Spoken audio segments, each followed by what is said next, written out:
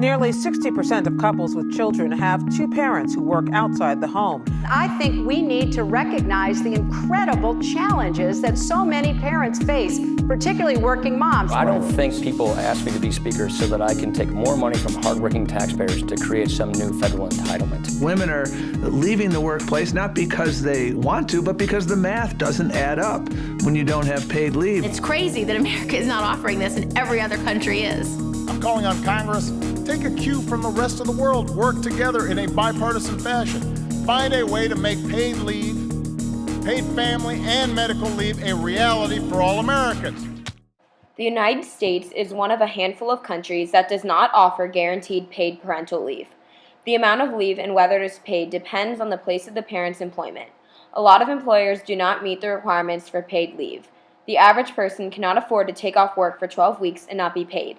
It is common in the United States for mothers to take off weeks of unpaid leave, while fathers usually only take off 1 week of unpaid leave.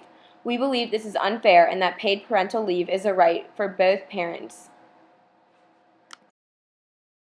FMLA entitles eligible employees of covered employers to take unpaid, job-protected leave for specified family and medical reasons, with continuation of group health insurance coverage under the same terms and conditions as if the employee had not taken leave.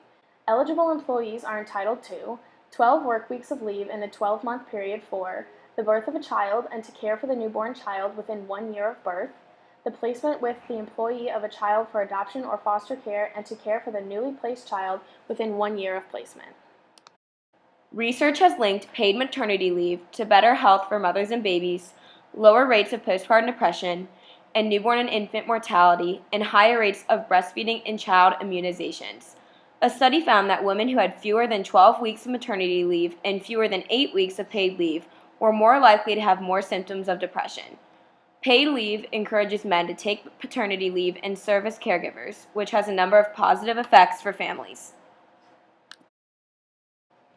Each woman recovers differently from childbirth. There are multiple different factors that affect this. Here's an expert opinion from labor and delivery nurse Beth Smathers, who talks about recovery after a natural birth.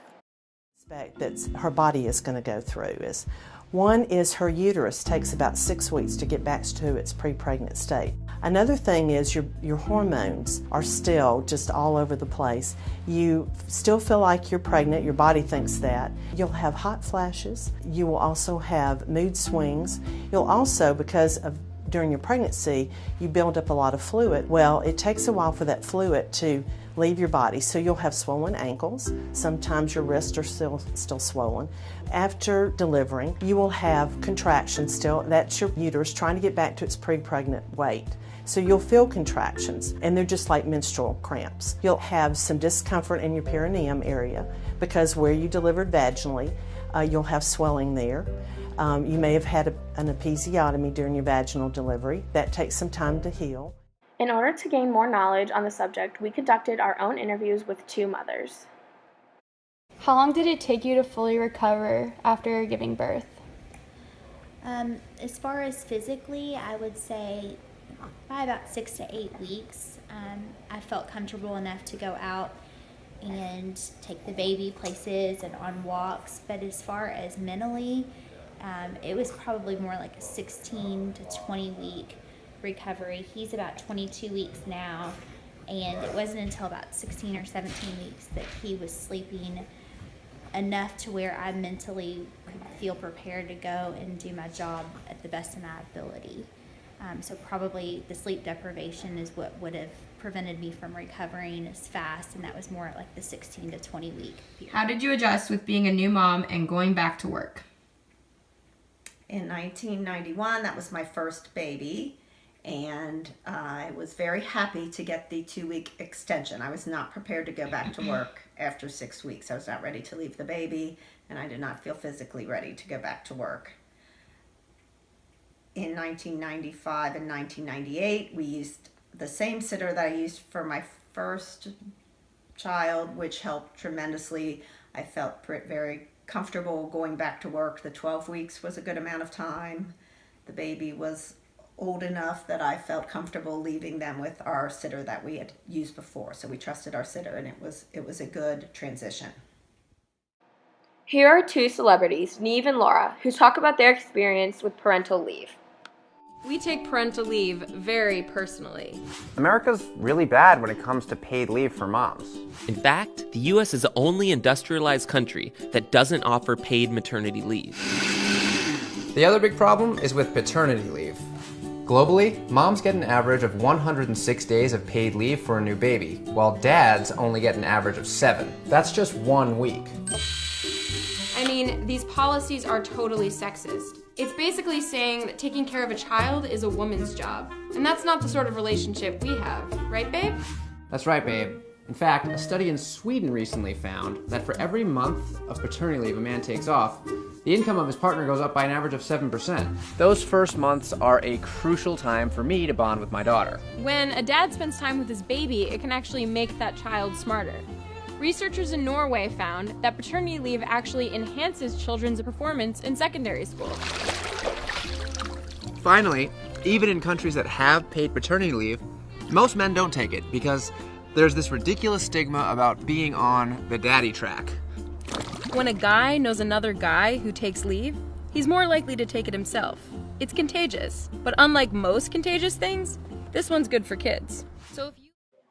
Paid leave leads to better outcomes for parents and children. Maternity leave improves child health outcomes, including increasing birth weight, decreased premature births, and decreased infant mortality.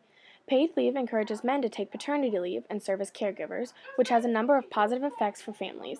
The second important message from our data is that being paid for the time off is extremely important to fathers. 5 out of 6 fathers in the U.S. said that they would only take time off if they were paid at least 70% of their salary, and 45 wanted full salary during their leave. Longer paternity leave is associated with increased father engagement and bonding. Increased engagement leads to improved health and development outcomes for children. This includes fewer behavioral problems and improved cognitive and mental health outcomes. We conducted another interview with a new father to understand his experience with paternity leave. Do you think your family would benefit from having both parents home after the birth of your child? Why or why not? Yes, I do. I think there's just so much going on when the child first comes home from the hospital that it's a huge help for the wife especially. So I would think that it would be a large benefit to have both at home. Countries around the world have effective parental leave policies in place. In Sweden, parents are entitled to share 480 days of parental leave when a child is born or adopted. Women still use most of the days, with men taking around 1/4 of the parental leave on average. For 390 days, parents are entitled to nearly 80% of their pay. The remaining 90 days are paid at a flat rate. Those who are not in employment are also entitled to paid parental leave. 60 days of leave are allocated to each parent and cannot be transferred to the other. In addition, one of the parents of the newborn baby gets 10 extra days of leave in connection with the birth. Cities and states across America are implementing new laws that are promoting paid leave. For example, San Francisco is the first U.S. city to mandate fully paid family leave, and California was the first of a handful of states to pass a law providing partial pay to workers who take time off after the birth of a baby. These new laws are a step in the right direction. However, the United States still has a long way to go. We should follow in the footsteps of Sweden and other countries that offer a better paid paternal leave. Overall, we believe that mothers and fathers in America deserve to have time off to spend with their newborn child, acclimate to parenthood, and recover from childbirth. Through personal experiences, professional advice, and facts, there is no reason that parents should not be getting longer and a paid parental leave. We believe there is a way to have a middle ground for both sides. The benefits outweigh the costs, and no parent should feel they have to abandon their child to return to work.